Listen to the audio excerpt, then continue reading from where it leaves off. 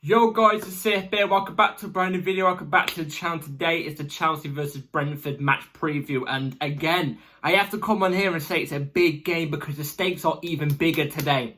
The stakes are even bigger today. Results have happened in the favour for Chelsea tomorrow, and I'm going to go into this video on the match preview. So before we do get into all the delicious, I can feel all the tastes in my mouth. I can feel it all, you know what I'm saying? Before we do get into the video, please like, subscribe, hit the bell notification so notified every time I upload a video. Also, first link in the description is my streaming channel, my second channel. Go and check those out, it'd be very much appreciated. And without further ado, let's jump straight into it because Chelsea-Brentford is a big game and actually quite a tough game. This is a tough game. And I don't think a lot of people realise, and I didn't even realise, the remaining fixtures we have until we've hit the halfway point of the season. We all thought these are going to be easy fixtures. These are the winnable fixtures, you know what I mean? But it's not actually like that. It's not actually like that. And we're getting straight into the match preview today with a bang. We're getting straight into it. I'm coming at you with the facts right away, like I'm dishing dollar bills at you at a strip club or something. I'm trying to say, you know what I mean? That's the only analogy that came up of my head. But it's a big game because, actually, I'm going to describe why it's a big game in a second, but it's a tough game first. And the fixtures are tough. Brentford, we haven't, actually, I've got the stat here, but I don't want to mess it up, yeah. It says here, Chelsea won their first Premier League match against Brentford, courtesy of Ben Chilwell's goal in October 2021, but we are winless in the last 5 against Brentford. So, the only time we've beaten Brentford since they first entered the Premier League ever, was 2021. It was the first ever game we played against them at their ground. Since then, we played them 5 times. We've not beaten them once, with 2 draws and 3 losses. That means we've never beaten them at the Bridge. We've never beaten them at the Bridge.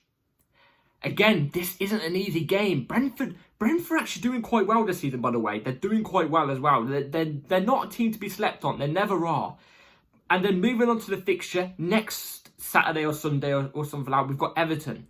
Yeah, that is always a tough game, and it's at their ground as well. That's always tough. It's always tough going to Goodison Park. It always is.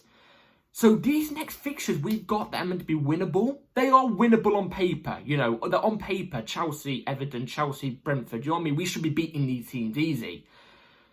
But I'm telling you, the way the recent years have gone, I get it. We fell off a cliff in the most recent years. I get it, but like, it plays a part a little bit. It plays a part. This isn't going to be a simple, straightforward win for us or game for us. You know what I'm trying to say? I feel we're going to have to battle hard for these fixtures. And it's lucky that we've had time to rest our players. Like in the Conference League, we played, or we didn't even bring any of the players to the Conference League games. So they all should be 100% fit. That's never going to be an excuse. Now let's get on to why also it's still a tough fixture. Actually, no, we're going to talk about Brentford in a second. We're going to talk about the reason why this is also a big fixture. Because results are going in our favour today. Results are going in our favour. Arsenal drew at their ground to Everton, 0-0. That means we have now gone 4... If we win tomorrow, we could go 4 points ahead of Arsenal, I think it is. Yes, if we beat Brentford tomorrow, we go 4 points ahead of Arsenal. Yeah. That is very good. That's very good. And if we win tomorrow as well, we are only 2 points off Liverpool. But Liverpool have a game in hand because their last game got cancelled. So they're playing that at a later date. But either way, that psychological thing will twist. We will have something to play for then. Our mentality will be at the top thinking, oh my God, we're close on these lot. We're close on these lot. It will make our mentality and everything psychologically better for us. And for Liverpool, they'll be looking at us going, oh God, these are catching us. These are catching us. You already start to see it. They fumbled it against Fulham today, 2-2. Fair play, Fulham. Again, a tough side we've got to still play. You know, I'm telling you, things are starting to come into our favour, but we need to do that favour. We need to offer that favour and do it better. And that is starting with beating Brentford tomorrow. We've got to do it. We've got to do it. When you think about it as well, yeah, I've just thought about it. When you think about it, you know, dropping those points against Liverpool in the game where I thought we was better than Liverpool at, we should have beat Liverpool that day. Even Arne Slot came out this week and said the only game they fully struggled on this season was against us. And you saw all the Arsenal fans crying about it and stuff like that, hating the fact they weren't in the conversation. But we should have won that game. In my opinion, I still stand by it to this day. That was drop points. Crystal Palace earlier on this season as well was drop points. If we picked up the win in those 2 games, we would be in a delicious position right now. But that's besides the point. It's in the past. Nothing you could do about it. We focus our focus to Brentford tomorrow. Brentford, tough team. Like I said, they've in the last 5 games we're winless against them. This season, I think we're first on goals. The team with the most goals this season is us with 35. Brentford are second with 31. Actually, that might have changed now the games have been played. But like Brentford were before today, second with the most goals scored. I also know as well, Brentford are usually quick starters. They set like some sort of record of scoring inside of like the first couple minutes in the first half for a good run of games at the start of the season. They're quick starters as well. We've got to weather that quick start because sometimes, especially, in the last few games, we can be a bit of a slow starter. We can be a little bit of a slow starter. So there's many things we've got to weather against Brentford tomorrow. They've got good players. Not massive names where you look at and you go, oh my god, they've got this player. No, but they've got stability names, and what I mean by that is names that have that Premier League experience, have that experience in general. You know what I'm trying to say? They're a solid team. They're very Route One. And this is where I move on to their manager, Thomas Frank. I don't like Thomas Frank as a manager. I don't. Well, I can't say I don't like him as a guy. He's a decent manager. He is. I just don't like the way he talks about us every time.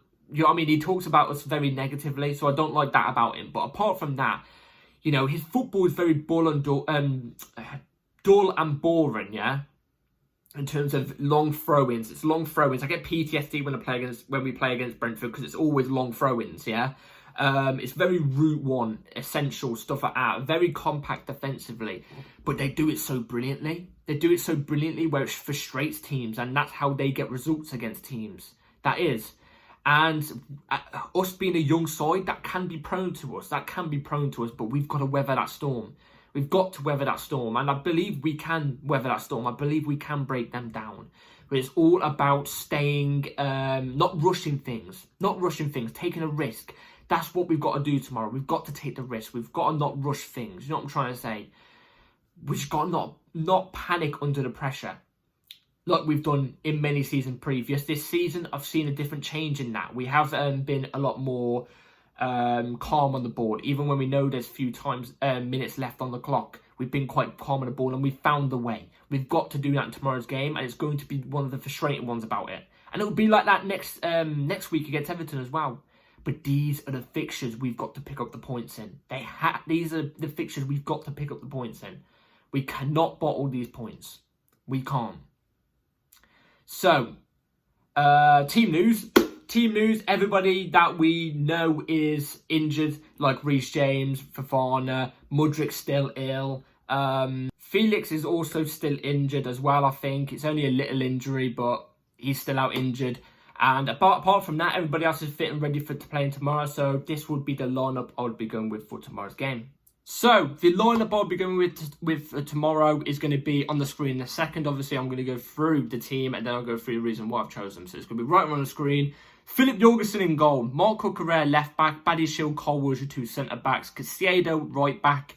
Enzo Fernandez, Romeo Lavia double pivot. Jadon Sancho off the left, and Kunku in the 10, Palm off the right, and Jackson is the ST. Now, let me tell you why I've chose this team before you go at me, yeah? Okay? I can understand if you go at me, but let me explain, please.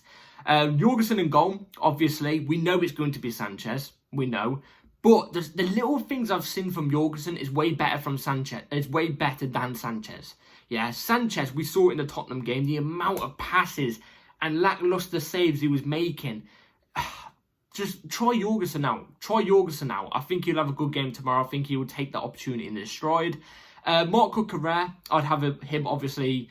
It's very confusing because when Marc Cucurella and Caicedo are our fullbacks, and they do well in that role, but they're both inverted in a sense. You know what I'm trying to say? Except from Cucurella is the less of Caicedo's the more like defensive one. You know what I'm trying to say? Like, it's weird, but he's not actually a right centre back. He's more of like he goes into the midfield-ish, but he still keeps his position in a way. Do you know what I'm trying to say? But he's not a right centre-back. Cucurella is obviously the one that's more aggressive, pushing upfield. Obviously, Cucurella has to be in that left-back, obviously. You know, I don't even need to explain. Badiashile, Colwell's to 2 centre-backs.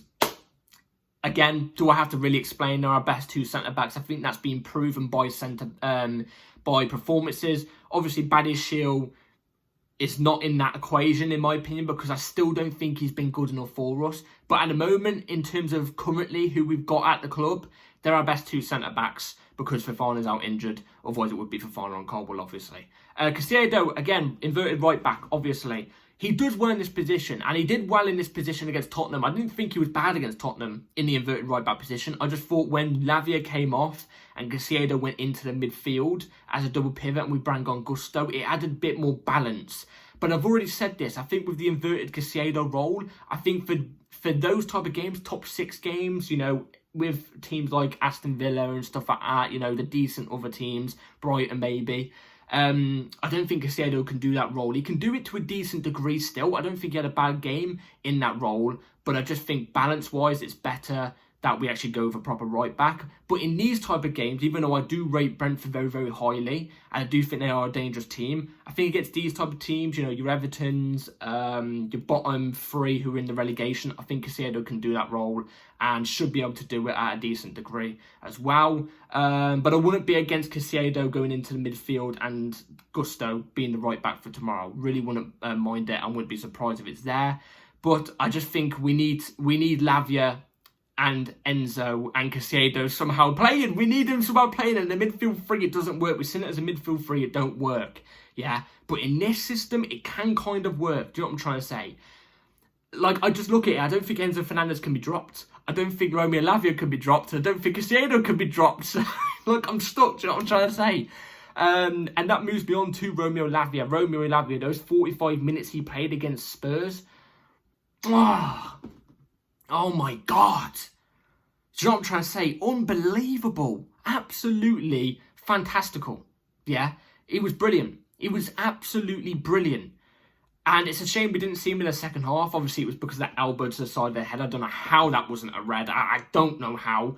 But he has to be in. He has to be in. And the same with Enzo. He has to be in. He's in the goal-scoring, assisting frenzy at the moment. He's loving life. He's been on his best form I've probably ever seen him at Chelsea. It's not just GA as well. It's his controlling of the game. And we need that tomorrow. We need that controlling of the game, that patience, that the ball spitting, Jesus Christ. The ball splitting passes from one end of the pitch up to the upper end of the pitch. You know what I'm trying to say? And we saw that many times against Spurs when Spurs were putting the pressure on us. And then that's it. We're on the counter-attack all from Enzo Fernandez. So we need that tomorrow. We do. We really need that. Especially against a low-block team. Enzo can pick out one of those passes. We need that. Jadon Sancho off the left, again, is self-explanatory with Jadon Sancho. He's been brilliant since he stepped forwards at Chelsea, since he came in. He's started to shoot more often as well. I think his last 2 shots he's taken, he's got 2 goals from it. So I'm really, really happy for him in that sense. Again, another player that can unlock a defence, especially a low block. Jadon Sancho is one of those. Jadon Sancho is one of those players. We see it so many times. On the ball, he's brilliant. He has to come in. This is where probably a lot of people are going to be looking at me going, what are you doing? Palm on the right and Kunku in a 10. Look, I would start this on paper, but I'd interchange the 2 of them. And what do I mean by that is, at times playing Kunku down the middle and Palmer off the right, but then at times maybe switch them and put Kunku off the right and then Palmer in a 10. Might confuse the defence to pick up a man and, you know, it might split the defence a little bit, I don't know. But also, I feel like these 2 are very, very creative and very, very good at opening up defensive. Madueke is 2. Madueke is great as 1v1, at his 1v1s and stuff like that. I get that, but he's heavily off form right now. Heavily. And Nkunku, with the ball at his feet, he can dribble past a couple players and create a chance. We've seen it. You know what I mean? His France international goal he got last. I mean, you check it out, you know, against a low block team. Brilliant goal. Nkunku can offer that. Palmer, we know Palmer can offer that as well. You know, brilliant. We need players who we are for sure tomorrow, for sure, can unlock a defence and find a ball straight and pass, or dribble past two players and get shot off to create a chance or something, or get a goal. You know what I mean? And I feel like those three, Jadon Sancho and Kunku Palmer, tomorrow would that be our best option? Obviously, if Neto was available, I'd have Neto off the right and Palmer in the 10. But Neto's not available. He's got 1 game suspension for yellow cards, so he's out just for this game. He'll be back for next week. So I'd have that 3 behind Jackson. Obviously, Jackson's the ST. He didn't have a good game against Spurs. He didn't. And he came off sulking a little bit and was gutted with himself. And you could tell. Some of our fans were saying he doesn't care about the club. What the hell are you on about? Seriously, he was gutted when he came off because he knows he had a bad game. That's a sign of a player that knows he's got to improve, and he does care about the club. And Jackson's been brilliant this season. Again, he's a player that can receive the ball on the half turn, dribble past a defender, and set us up. You know what I'm trying to say? I'm just hoping he's very box dominant tomorrow, because obviously Nkunku's not a box dominant striker, so that's why I'm playing him in the 10 as well. But so isn't Jackson. But we've seen it on one occasion where he was box dominant, and I think, was it his last goal that he scored? I think, was it against Leicester? I'm not too sure, where he got in between the 2 defenders. I'm not too sure, but I need to see that, because there was 1 goal where he scored that was very box dominant. I've got to see that tomorrow. I've got to see him ruffling a couple Brentford feathers. You know what I mean? Pluck them out their arse in the box tomorrow. I've got to. You know what I mean? So that's the lineup I'll go with for tomorrow. Let me know in the comments down below what you'd go with. So, score predictions tomorrow. Chelsea-Brentford. I know I've come on here with energy. I know I've come on this match preview with a lot of energy. A lot of saying we need to get the win. You know, directly saying at the camera, we need to get the win. Yeah, I know I have. But I've got to be honest. My brain's telling me different. My brain's telling me different. My heart isn't, but my brain is. I'll come on here with a lot of confidence. I get that. You're probably thinking I'm going to say clean 2-0 win. I'm coming on here and saying it's going to be Chelsea 4, Brentford 1. I'm telling you this. It's Chelsea 4, Brentford 1 tomorrow. I am telling you this right here, right now. My brain is exceeding on confidence. It's going to be Chelsea 4, Brentford 1. I've just got a sneaky feeling. These records that are flying around about Brentford, you know, while being winless in the last 5, Chelsea not been good against Brentford. I'm telling you, it's going to come to an end tomorrow. It's going to come to an end tomorrow. I've got a feeling the players are going to be absolutely up for this. And we're in a goal-scoring frenzy at the moment. We are. We're just going to be a bit tighter defensively. I've got a feeling we are going to concede. But I've got a feeling we're going to be in a goal score. We've got the attitude tomorrow, because we've seen teams that drop points. You must be dumb if you're thinking that some of the Chelsea players haven't been looking at the results today. We have been looking. You know what I'm trying to say? We have. And I know they have. I've just got a feeling we're going to be up for it tomorrow. So come on, Charles. Let's get this win. Let's get this tomorrow. Please like, subscribe, everybody. Take care. Hit the bell notification so you're ready an hour after the game tomorrow for my match review, because we'll be here. Be here. And be here. Be square. And take care. Take care. Have a good rest of your day and night. And I'll see you later. Come on, Charles. Peace.